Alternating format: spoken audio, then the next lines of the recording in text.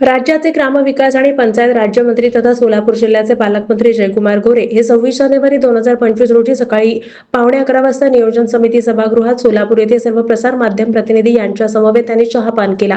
यावेळी त्यांच्या समवेत जिल्हाधिकारी कुमार आशीर्वाद, जिल्हा परिषदेचे सीईओ कुलदीप जंगम, महापालिकेचे आयुक्त शीतल तेली उगले, आमदार देवेंद्र कोठे, पोलीस आयुक्त एम राजकुमार, अन्य अधिकारी, लोकप्रतिनिधी, सर्व प्रिंट मीडिया, डिजिटल मीडियातील पत्रकार उपस्थित होते।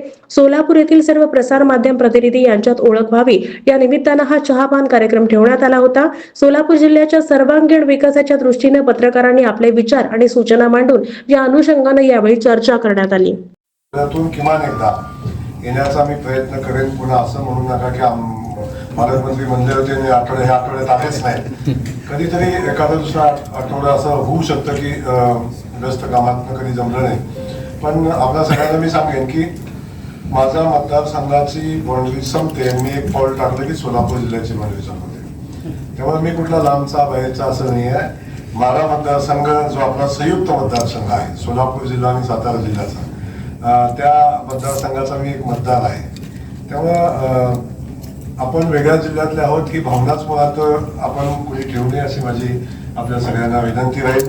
कारण आपण सगळेजण एका लोकसभा क्षेत्रामध्ये एका समान भौगोलिक परिस्थिती असणाऱ्या भागामध्ये आपण सगळेजण काम करतो। त्यामुळं बाहेरचा आणि आतला असा कुठलाही विषय नाही। आपण सगळेजण या भारताचे नागरिक आहोत, या राज्याचे नागरिक आहोत आणि पर्यायाने या भूमीचे नागरिक आहोत। साहेब, आपला सोलापूर जिल्हा हा टुरिझम सर्किट म्हणून आणि सांगितलेला मुद्दा बिलकुल योग्य आहे आणि त्या दृष्टीने प्रयत्न पूर्वी झालेले आहेत आणि आता करण्याची आवश्यकता पण आहे। सुदैवानं आपण ज्या जिल्ह्यामध्ये राहतो ते पंढरीची नगरी आहे, पंढरी आहे, विठुरायाची नगरी आहे आणि लाखो भाविक म्हणजे कोट्यावधी भाविक वर्षामध्ये त्या देवस्थानाला भेट देतात। अक्कलकोटचं देवस्थान आपण सगळेजण बघतो की त्याही ठिकाणी अख्ख्या भारतातून श्रद्धा असणारे भाविक या ठिकाणी येतात। सोलापूर आपण बघता सिद्धेश्वराची नगरी आहे, आता मी दर्शनाला जाणार आहे झाली ही नगरी आहे। त्याच्या बाजूला आई तुळजाभवानीचं मंदिर असणारं एक मोठं देवस्थान त्या बाजूलाच जिल्ह्याच्या सीमेवर आहे आणि सगळी देवस्थान जर आपण कनेक्ट केली, अनेक या देवस्थानाच्या दृष्टीने एक टुरिझम प्लॅन केला, तीर्थक्षेत्र विकास आणि पर्यटनाने तीर्थक्षेत्र असं एक नवीन संकल्पना राबवून आपण काय करता आलं तर त्या संदर्भात नक्की आपण विचार करू। नाट्य कलेक्टर महोदयांनी बसलो आल्या तेव्हाच आम्ही त्या संदर्भात चर्चा केलेली आहे। आदरणीय आपल्या सगळ्यांचे मुख्यमंत्री सन्माननीय देवेंद्रजींची खूप इच्छा आहे की आपण बघता की अयोध्येमध्ये रामभूमीचा झालेला विकास आपण बघताय, वाराणसीमध्ये काशी विश्वेश्वराचा झालेला विकास आपण बघताय आणि उज्जैनमध्ये झालेला विकास आपण बघताय। त्याच धर्तीवर आपल्या पंढरीच्या नगरीचा विकास व्हावा, विठुरायाच्या नगरीचा विकास व्हावा आणि त्याच धर्तीवर एक जागतिक दर्जाचं देवस्थान आता आहेच, पण त्याला आणखी कसं स्वरूप देता येईल अशा पद्धतीचा प्रयत्न मुख्यमंत्री महोदयांचा आहे। त्या दृष्टीनं आराखडा बनवायचं काम मला वाटतं अंतिम टप्प्यामध्ये आहे आणि तोही संकल्प आम्ही करून चालू आहे। त्यामुळे टुरिझम आणि तीर्थक्षेत्र या दोन्ही गोष्टी एकत्र करून या माध्यमातून एक तर श्रद्धा आहेच, भाविक येतातच, त्या माध्यमातून आणखी रोजगार कसा उपलब्ध होईल, आणखी व्यवसाय कसे उपलब्ध होतील अशा पद्धतीचा आपण प्रयत्न। रोजगाराच्या अगदी बरोबर आहे की हे शहर यंत्रमागासाठी खूप प्रसिद्ध असलेलं शहर होतं आणि त्याच्यावर अवलंबून असणारा रोजगार पण खूप मोठा होता, त्याचा असणारे संबंधित व्यवसाय पण याच्यावर अवलंबून असणारे होते आणि असं असताना कालांतरानं बदलत्या परिस्थितीमध्ये त्या स्पिनिंग मिलमध्ये खूप तंत्रज्ञान आलं आणि प्रगती झाली। त्या हिशोबानं ज्या पद्धतीचं तंत्रज्ञान आपल्या शहरामध्ये यायला पाहिजे होतं त्या पद्धतीने आपण डेव्हलप व्हायला पाहिजे। कदाचित आपण तसं झालं नाही अशी परिस्थिती दिसते। त्यामुळे बेरोजगारीचं संकट, पिढीच्या बाबतीतला विषय आहे। हा प्रश्न तर मोठा आहे।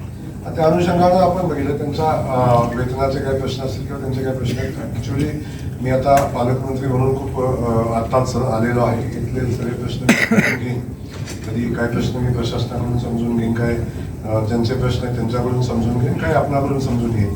आणि ते समजून घेऊन त्या प्रश्नांना कसा न्याय देता येईल. शेवटी मी पालकमंत्री झालो म्हणजे सगळ्या प्रश्नांचं उत्तर माझ्याकडे असंही नाही आहे, पण त्यातनं जास्तीत जास्त लोकांना न्याय कसा देता येईल याचा नक्की आपण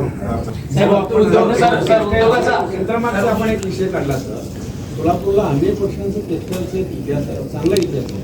पण इथले अनेक लोकप्रतिनिधी यापूर्वी टेक्स्टाईल पार्कसाठी किंवा टेक्स्टाईल उद्योगाला पुढे नेण्यासाठी प्रयत्न केले, पण प्रयत्न थोडे कमी पडले.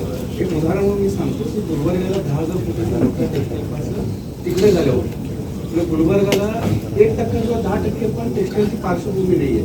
तिथे 100% टेक्स्टाईलचं पार्श्वभूमी असताना आपल्याला तो प्रोजेक्ट मिळाला नाही. आम्हाला असं लक्षात आलं की त्या काही प्रतिनिधी कमी पडले पाठपुरावा. आता जे आपल्या युवा आमदार आपल्या सोबत आहेत त्यांना या गोष्टीची पार्श्वभूमी आहे, त्यांना माहिती आहे. अशा लोकांनी आपण सोबत येऊन तर सोलापूरला कायम असं मोठं फार दिवस झाला 10,000हून अधिक लोकांना मोठा रोजगार मिळेल. आपल्याला या संदर्भात मला वाटतं खूप चांगली प्रत्यक्षात आणायला काही गोष्टीची आवश्यकता आहे. आता कुठल्याही गोष्टीवर अभ्यास न करता आणि मी असं उत्तर देणं मला वाटतं तितकंच योग्य. मी असं म्हणणार नाही की अगोदरच्या लोकांनी प्रयत्न केले नाही, त्यांनी प्रयत्न केले असतील परंतु त्याला यश आलं नसेल अशा पद्धतीचा विषय आहे. पण माझी विनंती राहील की थोडंसं आपण काही गोष्टीबद्दल आम्ही बसतोय, म्हणजे प्रशासनाकडून काही गोष्टी समजून घ्यायच्यात, काही आज आपल्याला बोलले आपल्याकडून काही गोष्टी समजून घेता येतील. माझे सहकारी सगळे विधानसभेचे सदस्य आहेत, लोकसभेतले आहेत, त्यांच्याकडून काही माहिती घेता येईल. आणि आपल्या लोक आदरणीय मोदीजींच्या कालखंडामध्ये आला आणि FRPच्या कायद्यानं आज शेतकरी सुरक्षित झाला आहे. कारण शेतकऱ्यांची पहिली बिलं दिल्याशिवाय दुसऱ्या वर्षी कारखान्याचं लायसन्स रिन्युअलच होत आहे. आणि त्यामुळे आपल्या सगळ्यांना मला सांगायला आनंद होतो की पूर्वी शेतकऱ्यांची अवस्था काय होती, उसाच्या दराच्या बाबतीत कारखाना ठरवतो तर ते अशा पद्धतीची परिस्थिती होती. पण आता ती परिस्थिती राहिलेली नाही. FRP ठरवल्यानंतर FRP प्रमाणे उसाचं बिल देणं कारखान्यावर बंधनकारक आहे. आणि असा एकही कारखाना जर FRP तोडून किंवा FRP न देता या जिल्ह्यामध्ये चालणार नाही.